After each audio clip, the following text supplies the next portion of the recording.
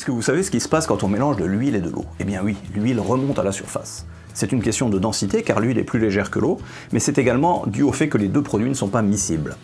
Pour illustrer le phénomène, j'ai ici des cartes un peu particulières puisqu'elles sont jaunes pour symboliser les gouttes d'huile, les particules d'huile. 4 cartes jaunes et 4 cartes bleues qui symboliseront évidemment les gouttes d'eau. Ces cartes ont une particularité, c'est qu'elles sont imprimées recto verso, c'est-à-dire vous pouvez suivre des deux côtés. Ici on voit bien jaune des deux côtés, recto verso, pour l'huile, d'accord? Donc 4 particules d'huile.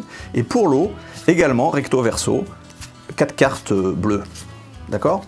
Et l'avantage de ça, c'est qu'on va pouvoir mélanger de l'huile, de l'eau, de l'huile, de l'eau, de l'huile, de l'eau, de l'huile, de l'eau, en les voyant dans un sens, mais également, évidemment, dans l'autre, où on voit bien de l'eau, de l'huile, de l'eau, de l'huile, de l'eau, de l'huile, de l'eau et de l'huile. Vraiment, les particules sont mélangées.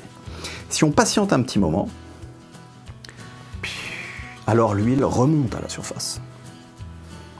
Question de densité, et l'eau dessous. Vous me direz, c'est bien beau, mais comment pourrait-on les mélanger maintenant? Alors regardez bien.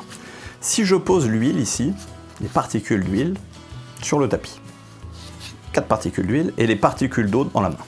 Si maintenant je laisse tomber l'eau sur l'huile, alors l'huile va remonter tout doucement, ça va faire comme ceci. Mais à un moment donné, les cartes seront alternées, il faut juste pas louper cet instant. Regardez bien, je n'ai bien que de l'eau ici, hein. Très important, attention on y va. Et si on ne loupe pas le moment, on voit que ça se mélange. Vous voyez, l'huile et l'eau se mélangent, les cartes jaunes et les cartes bleues se mélangent. Et d'ailleurs, jaune et bleu qui se mélangent, c'est intriguant, mais jaune et bleu qui se mélangent, ça donne, évidemment, ça donne vert. Mais bon, ça c'est une autre histoire et c'est plus de la physique. Je vous remercie.